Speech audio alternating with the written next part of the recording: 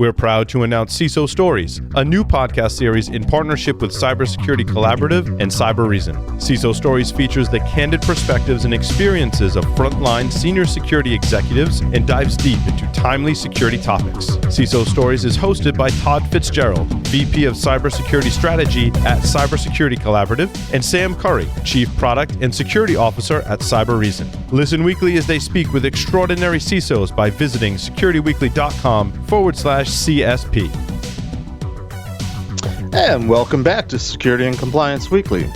Hey, if you have any specific guests or topic suggestions that you would love for us to cover on this or any of our shows, you can submit your suggestions by going to securityweekly.com/guests and completing the form. We review the suggestions on the regular, and we'll reach out to you if we like what you're proposing. Also, coming up, our next technical training webcast is going to be on May 13th at 11 a.m. Eastern Time, where you will see how attackers gain access to endpoints, learn how to use defense strategies to protect against those attacks.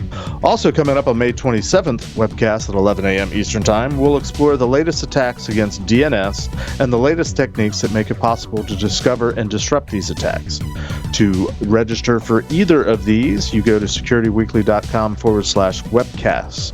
Also, if you've missed any of our previously recorded webcasts or technical trainings, you can find them in our online portfolio at securityweekly.com/on-demand. All right, so let's get back to this discussion. I wanted Eric to just ask a question, and Priya, feel free to jump in as well, since it's a legal question.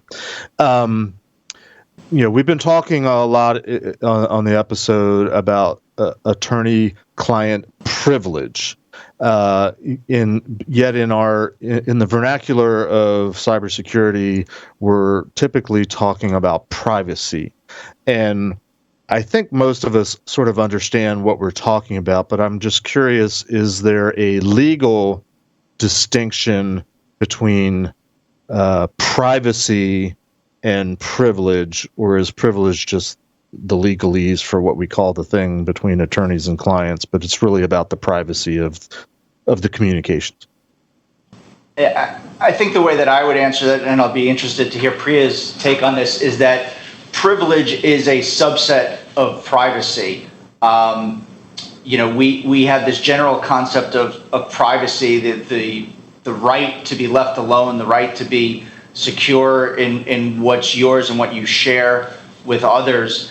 And the privilege is a legally recognized form of privacy between two or more people, right? A client and their lawyer or lawyers, or co-clients and their counsel. So I see privilege as a form of privacy, and one that is more uniformly set forth in our laws and our jurisprudence. Privacy, as we've been discussing somewhat, is kind of this hodgepodge of growing statutes at the state level, at the federal level, in Europe and elsewhere, and it's still evolving, and we're still trying to figure out what it means. As Priya pointed out, privilege is something that is long established, and while we might have discussions about whether a particular communication or item falls into that, it's pretty well established what the concept of privilege is. Priya, anything to add to that? Yeah, first, I thought that was a great answer. I'm so glad you went first. So in general, there's two types of groups that people have a right to privacy from. One is the government, whether that's federal, state, whatever, and that's when you have the constitutional rights, Fourth Amendment right to privacy. The government can't just burst into your house and listen to you or look at you. They can't listen to your phone calls without getting a warrant, and there's a high standard for doing that. And then you have it personally between individuals who aren't the government. Your neighbors can't set up a listening device. But there's always the exception in either of those, and it's applicable for attorney-client privilege also. is if you willfully put your business out there, right? If you're walking down the street, you have no expectation of privacy in anyone looking at you, right? They know what you're wearing, they know what you're saying if you're speaking out loud, blah, blah, blah. And now the internet is people basically walking down the street all over the globe, right? And the Supreme Court has recently dealt with these issues with the cases with Apple and privacy, and that the question was, if you have shared with Apple all of this personal, what you're calling private information, haven't you waived your privacy, right? And the Supreme Court ultimately came out, probably because they have clerks who are under 100 years old, doing a lot of research, saying in today's world, in order to function, you need to, and in order to function and communicate, you need to give some information that's private to Apple, but you have not otherwise waived it to the world. And so then you have this interesting sphere of, if you are talking to your lawyer and you're saying something that is covered by attorney-client privilege, the holder of that privilege is the client. Right, the client can say whether or not the lawyer can ever disclose it and can stop a lawyer from disclosing it, but the client can also inadvertently waive it. And so now you have these issues that are coming up from both the article that Erik wrote, but in general, of your company can't really waive the attorney-client privilege flag and say these are confidential communications if they then put them out there in the world for other people to see. Whether they did that accidentally by hiring a tech expert without going through their lawyer, or they did that, sort of intentionally by blogging about it or something like that. So that was just one I wanted to add to Erik's otherwise fabulous answer. So many questions. The one that immediately springs to mind is, I'm curious, you mentioned Fourth Amendment constitutional rights in terms of privacy, and you also, both of you, talked about how privilege is more of a legally defined thing. I assume that the legal definition of privilege, it started somewhere. It was written down, and it's been interpreted and it has evolved, I guess, in what it means over time. But when was it first documented? Pop quiz. This idea of privilege, at least in the United States. So that's actually, our legal system is more or less adopted from England, and Fair these enough. common law privileges, which common law typically means it didn't even have to be written down; it's just agreed and assumed. Most of them have been handed to us from the British, like their new mutant variants. And then we've taken those and defined them a little bit, but almost all of them are undisturbed. Okay. And it's something I tell my clients all the time, that and that's why, Scott, your question actually made me kind of laugh. And Priya's not waiving that privilege by telling us what she tells her clients. She's just giving general advice. Yeah, totally. Well, it's always, I give the same spiel at the beginning of every time I talk to a client, which is about privilege. And I always say, everything you discuss with me is covered by attorney-client privilege only under two circumstances. One is if we're alone, right? If anyone else is there, you're waiving the privilege. And I have to tell people that, because they don't know. People walking around don't understand that. And then I always explain that the privileges are very archaic.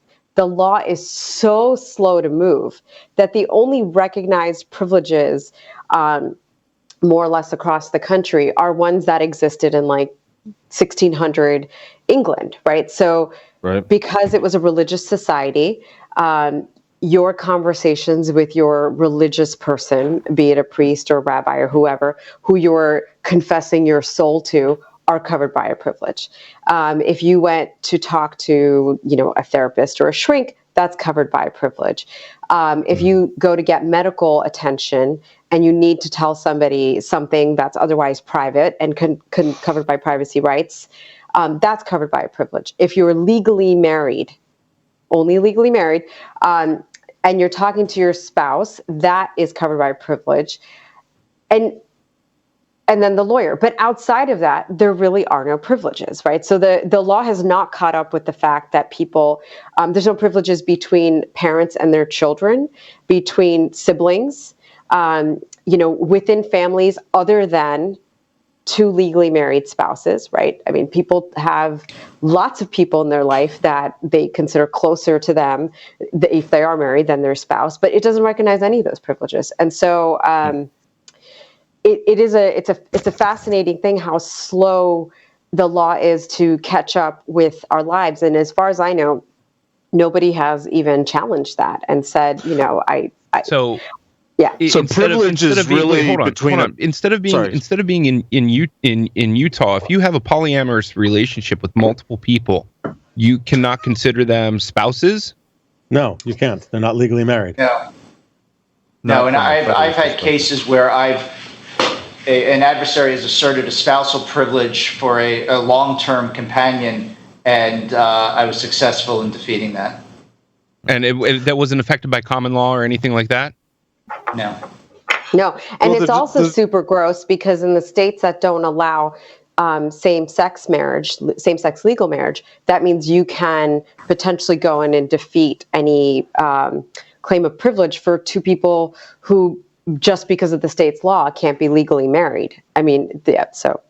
Right. I mean, there are some exceptions to that. If you had spouses that are in business together and they're having business communications outside the presence of a lawyer, and it's purely about, should we make this purchase or not make that purchase? I think I would have a pretty good argument in front of a judge that was not a privileged communication. Okay, so if you have two people that go into business together, is going into business and being married, is that about the same thing? No, he's saying the opposite. No. That being business partners, that you have no privilege. And so just because you happen to be married. The question was the conversation about like what they call it the sanctity of the marriage and blah blah blah, or was it just separate and you happen to be married but you're just business partners and therefore you have no privilege? So if you're married to your business partner, you have no privilege. No. If you're married to your business partner, the question then becomes, was it a business conversation or was it just a spousal conversation? I mean, the other question is, are you sane at that point? But there's all different questions out there. So I'd like to shift gears a little bit. This is a fascinating conversation, but I want to kind of tie it back to the whole notion of security and compliance. Couple questions. If I understood from the conversation in the first segment, it sounds like if I'm an organization and I either have a breach or I expect that in some point in the future that I might suffer a breach and I might need to retain third-party help to determine what went wrong. It sounds like, from what you were saying, and if I understood the article correctly, it's better for me to not retain the services of a third-party expert ahead of time, like put them on a retainer.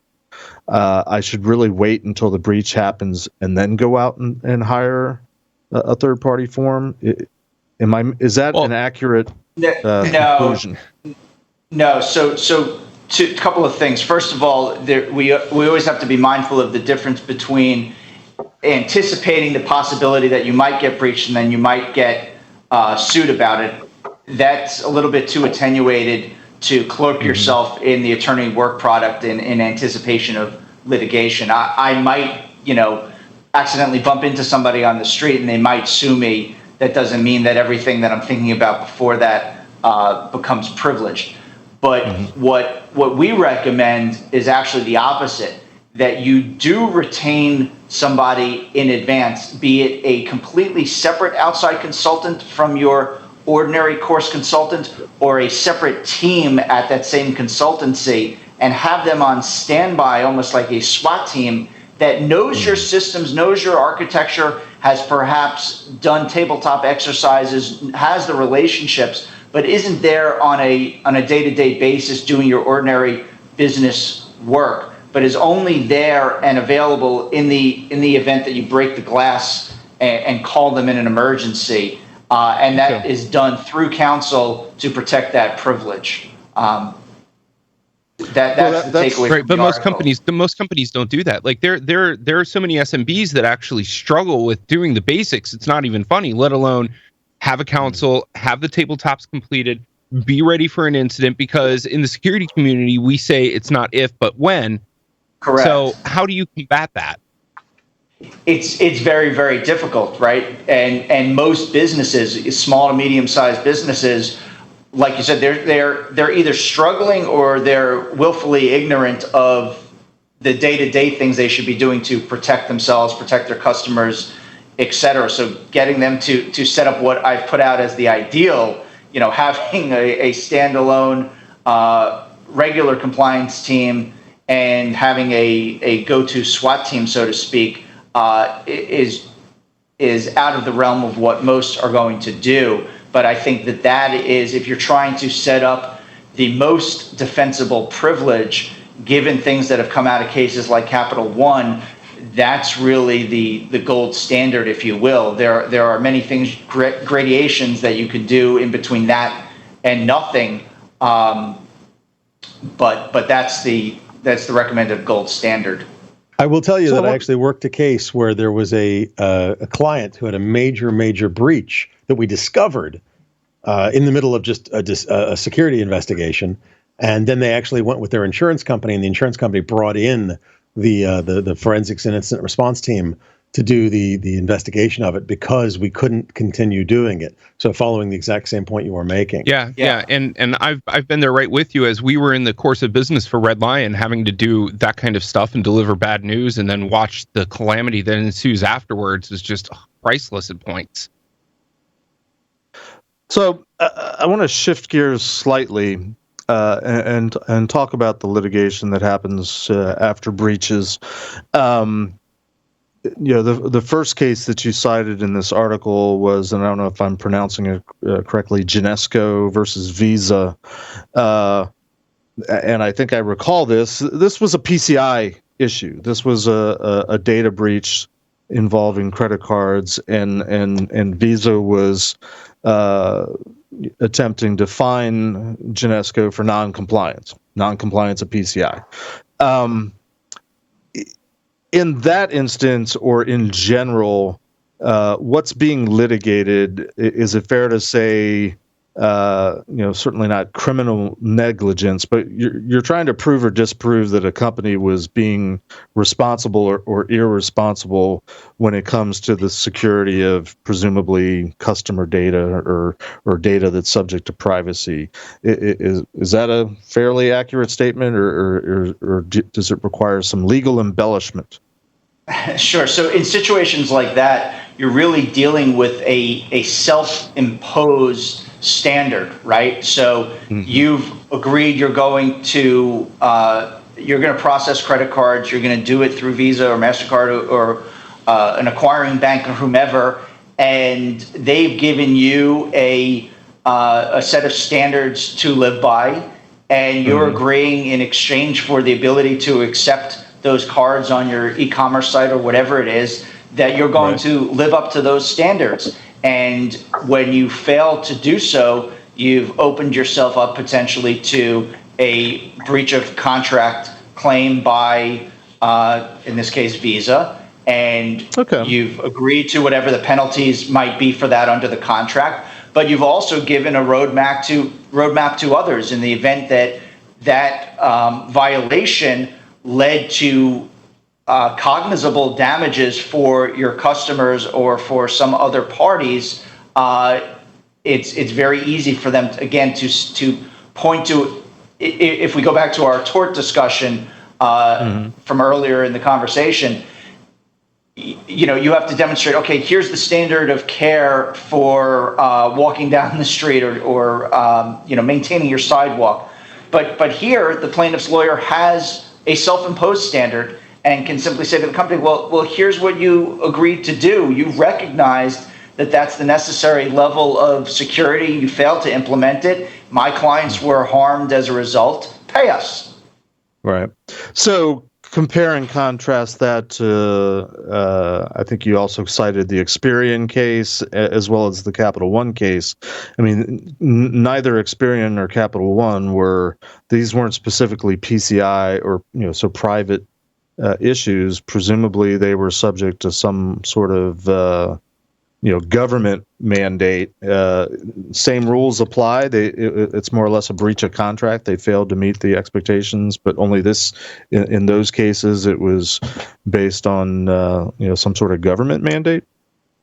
Well, putting aside government mandate, what plaintiffs' lawyers will often look to is your own terms of service. What have you posted on your website as the standard of care that you're committing to your customers to provide? And again, it's in a lot of cases it's self-imposed. So if you've said to your customers, "This is what I'm going to do," and you don't do it, right? Good lawyerly answer. What I'm trying to get at is, if not privately regulated, something like PCI, what is at issue in these types of cases, when it's a compromise of customer data in some way, shape, or form? What's the litmus test? Is it you should have been doing better, you should have been secure, but what I guess I think we all intuitively understand that's what's at issue, but I guess what's the measuring stick? What are you measured against, or does it vary case by case? It varies case by case depending on the industry, depending on the geographic location of I'll call them the plaintiffs, right? So certainly we all recognize the obligations that a covered entity under HIPAA may face, but then we have this hodgepodge of growing laws. You guys were talking about them last time, coming out of Virginia, California, New York, Florida, wherever, and so that may vary again depending on the type of company. Are you a data processor? Are you selling the information that you're gleaning? What is your what's your annual revenue? How many employees do you have? How many customers do you have? So, I mean, I hate to give the lawyer answer, but it really depends. And that's part of the growing difficulty. It's nice that all of these governments and in California that the citizens are enacting all of these statutes aimed at protecting privacy, protecting cyber interests, but it's creating a situation that makes it very difficult for large, sophisticated businesses, let alone smaller businesses that are just focusing on their core business to comply and know what standards they have to meet. And I forget who said it earlier, but I agree. It's not a question of if; it's a question of when. So when they get hit with something, how do they respond, and what are their obligations? Well, and we're getting a little bit now to the heart of the matter that we had talked about you wanting to discuss, that we've got several states now imposing regulation on data privacy, and potentially we could have 50 states and 50 sets of rules. 51. Come on. 51. And DC counts 52. Well, and if we do protected territories, protectorates, it's 53, 54. But I think we're probably tipping the scales at like 3 or 4 or 5, Josh. Totally agree. By the time you get to 10 different regulation sets, you're just like, I can't keep track. Try again. So what do we do about that? Because it doesn't seem tenable. Yeah, no, it's not tenable. And even when, and in my experience, even dealing with a smaller company that's facing an incident and trying to figure out what are its reporting obligations after an incident, and drilling down and figuring out, okay, where are its customers? Oh, I've got 2 in this state, 150 in this other state. Just the compliance costs become really, really sizable. And so perhaps, the time has come to consider vesting all of that regulatory authority in one central organization at the federal level. But as we spoke about earlier, that becomes, and we don't want to get too much into politics, but making sure that the people that are charged with carrying out those regulations, developing them, are really top flight people that understand the nuts and the bolts and have been in the trenches and are looking not 5 days in the past or 5 months in the past, but 5 weeks, 5 months, 5 years into the future when they're crafting these regulations and striking the balance between, as I know you guys discuss all the time, the commercial need versus the regulatory need. And that's a difficult balance to strike, I recognize. All right, so let me throw, hopefully not too much of a curveball. Priya shared with us earlier today an article, not like we're not all aware of what's been in the news the last couple of days, which is the ransomware attack that's currently going on against the Colonial Pipeline, and this is probably what lawyers hate to do the most, is opine and imagine, but to the degree that you're comfortable, Sure. where do you think? And we can talk somewhat hypothetically, but this type of I don't know if it counts as a utility or not, but the impact is not necessarily going to be the compromise or loss of privacy data, but it's loss of services, loss of availability of a natural resource that people rely on, and so on and so forth. Price hikes. I'm sure we could have a whole discussion amongst the geeks of the crew here of what is likely to be the cause of being susceptible to the ransomware. They're underfunded, they're underregulated, nobody's paying attention, they're a small fish. They're not doing the basics. They're not doing the basics, but they're not being held to account for not doing the basics. But where do you see really something like this going? Though? Well, that's even yet another wrinkle. But organization subject to ransomware, there's going to be lawsuits. There's going to be lawsuits. Just pontificate a little bit. We won't hold you to it. Sure. I think the biggest takeaway that I have from it, yes, there will be lawsuits, and lawyers who are more imaginative than I will try to figure out what those cognizable and foreseeable damages are to whatever class they come up with to file their class action. But what I think about more is the regulatory side of things, and our current president, our former president, and the president before that, we have this growing reliance on executive orders and non-permanent regulations and policies that are very easily reversed at the whim of whatever the political climate of the moment is. And that's a really bad thing for business, because what business likes most, and one of the reasons that the U.S. has become the global mecca for investment, and the dollar is the international standard, is reliability and stability. And so just the same way as so many companies register in Delaware because of a set of favorable but stable laws, I hope that whatever comes out of this from a regulatory standpoint is done on a more permanent basis, so that when the next person comes into power, it's not reversed or it's not changed on a whim, because I think what we need most is stability, uniformity, and reliability in our regulatory approach. Well, so let me ask you a pointed question that, again, is going to require some conjecture, so I understand your trepidation. But we've all agreed that the cyber attacks are not if but when. So you have an organization that is largely not regulated.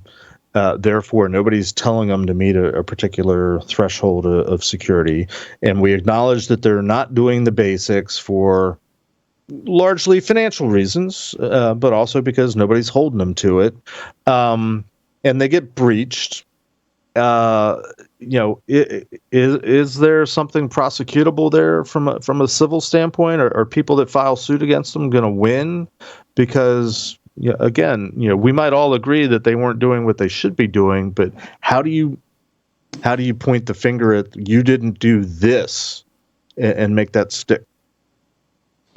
I think that's going to be a tougher road for those we have this concept in law called privity, right? Are you in direct agreement with somebody else? Do you have a contract directly with them, or are you a third, fourth, or fifth party beneficiary of those people's agreements? So I think that if somebody launches a class action of all people that had to pay 50 cents more a gallon at the pump this week because of this breach, that's going to be a little bit more difficult to pin on Colonial. But if you're more at the wholesale or other level where you were a direct contractor or business partner of theirs, you may be more successful. And that's just putting it on the civil context. Obviously, the government will take a look and see what it may do from a prosecution standpoint. Well, it will be certainly interesting to see how this plays out over. One of the just saying one more thought. Sure. Yeah.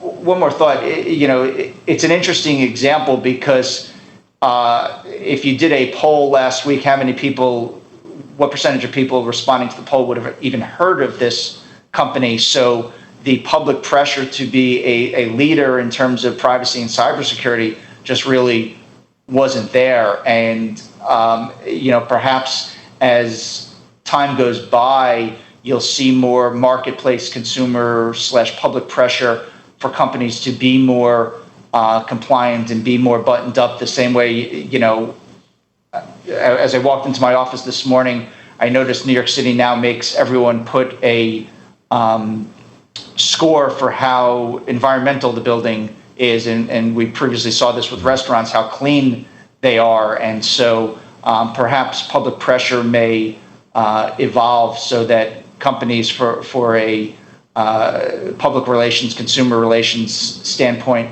feel more pressure to put that much more into their cyber security efforts. Well, but even the executive orders are coming out, so that should be interesting. Yeah, there was some massive speculation this morning about If I can add to that answer, which I thought was great, is when you think about laws and regulations, something we all have to be cognizant of is like who's making them, who's interested, and why is it happening?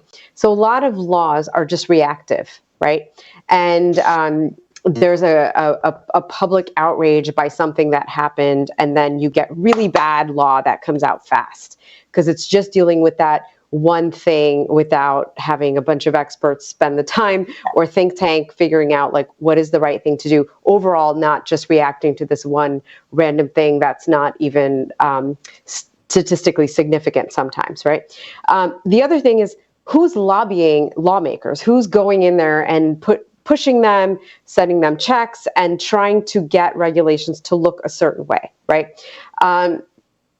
The random person that these cyber laws should be protecting aren't going to be lobbying their local senator for these because they don't really understand how it has damaged them. And then most importantly, a lot of laws are inspired by a perceived harm. And we still aren't at the point where the public understands how much harm cybersecurity actually does to people, right? If we had to rank harms, we would start with like the physical, anything someone does to your body, everyone can agree that's really bad. Then you might go into financial because people know what's in their wallet and when things are missing. And then maybe environmental. But this concept that all of us talk about every week, and Erik has joined us this week and obviously thinks about a lot of what is the actual harm done to the random person who's, Capital One or this or that or their data breach. Like it's not yet in common conversation. No one understands that, like, that happened to me, and this is the cost to me, and this is how it may potentially ruin my life, and blah, blah, blah, blah, blah. And until that happens, it's going to be sort of haphazard, and there is not going to be any standard regulation, right? There might be just some reactions to, like a mass shooting, you get some random law sent down. But until there's an agreed consensus that this is a major harm that can in fact impact infrastructure, right? Like a pipeline or a water system or this or that or that. Until it's really taken seriously, the people who can make a difference aren't going to invest in it either with their actions or their money or anything like that. Yeah, that's an excellent point, especially when you tell people these days, oh, my Social Security number got taken again. It's like big yawn, but Priya's right. Until it's more tangible, there won't be a general uprising, if you will, clamoring for tighter regulation. One other curiosity I had, real quickly, if I may, one of the many other aphorisms that we have in our industry, besides, if not now, when, or if it's not if but when. Very common for a lot of my customers over the years. Within a particular industry, companies tend to be as concerned, if not more concerned, in terms of their level of security, not based on any regulatory or compliance standard, but what is everybody else is doing? What are our peers in the industry doing? Is there any legal precedence for that, or is there any legal kind of footing for that type of thinking about an organization's security posture? In terms of, can somebody sue Bank A because it didn't meet the standards that Bank B goes by? Well, or I guess more specifically, could Bank A defend against litigation by saying, we weren't secure the way you'd like us to be, but we were doing as much as B, C, and D were doing. So, within our industry, we were on par, given it was a very low bar, but we were doing as little as everybody else is doing within our space. Yeah, I mean, you see that not just in cyber, but in lots of industries and situations where the defense is what I was doing was industry standard, and so yes. I shouldn't be held to a different standard. The trick here is that I think you're hard pressed to argue that as your primary defense when there are so many other standards out there other than what the next guy is doing. And many industries rather, through industry associations have recommended guidelines and minimum expectations. So, yeah. So what I hear you saying is it can be used as a defense. It's just not a particularly good defense, or hasn't proven to be a good defense. Yeah, again, it would depend on the industry, but the more sophisticated the industry, the less water that defense will hold. Gotcha. Well, our time is probably about up for the day. It's been a fascinating discussion. I think I've learned a few things, and certainly have some other ideas.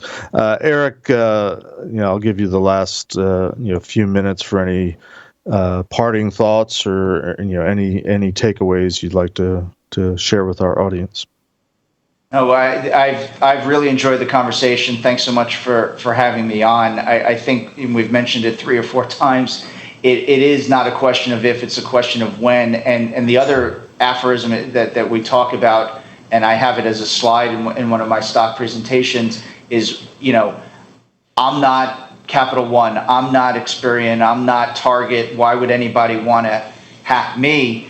And I think that Colonial is a perfect example of a company that told this weekend no one had really heard of, and it was the target of an attack. And the answer is that most hackers, even if they're allegedly wearing a white hat and doing something for the common good, they're acting for a nefarious purpose. And particularly the ones that are in it to make a buck are going to want to make that buck as quickly and easily as possible. So they're going to go for the low-hanging fruit. So it's really important, even if you're not a household name company, to take the time and even implement the most minimum cybersecurity protocols that you can talk to a lawyer, talk to somebody, bring in an outside consultant. The expense that you'll pay now up front will be saved down the road,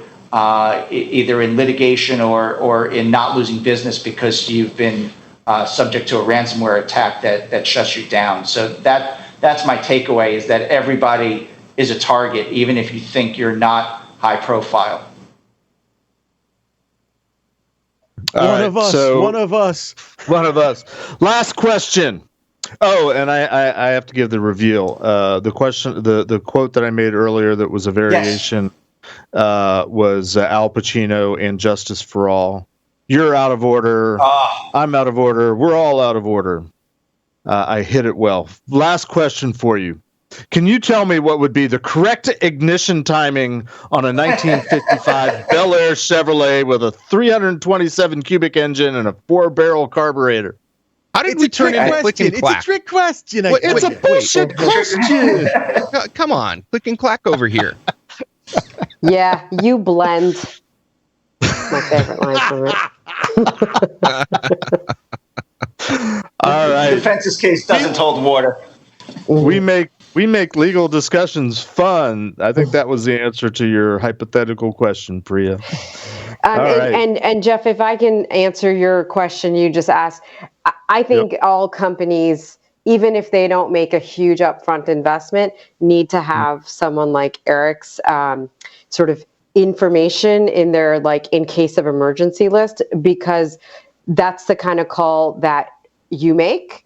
And he has his people in place and knows what to do. And so you're not trying to figure out how to put out a fire. You're calling your own fire department, which is what every company needs, even if, as I said, they don't want to invest a lot up front. At least have your person, your in case of emergency person. You break glass, Erik or Priya get a call, and life goes on in a better way. All right, super. Well, Erik, thanks for joining us today. Fascinating conversation. Hope maybe we'll have you back sometime, and we'll talk about all the fallout from Colonial Pipeline, and plus 3 other breaches that happened between now and then. Dude, this morning it came out that what is it, Babook, and the negotiations between Babook ransomware group and the DC police have broken down, and now Babook's threatening to release everything. Cam,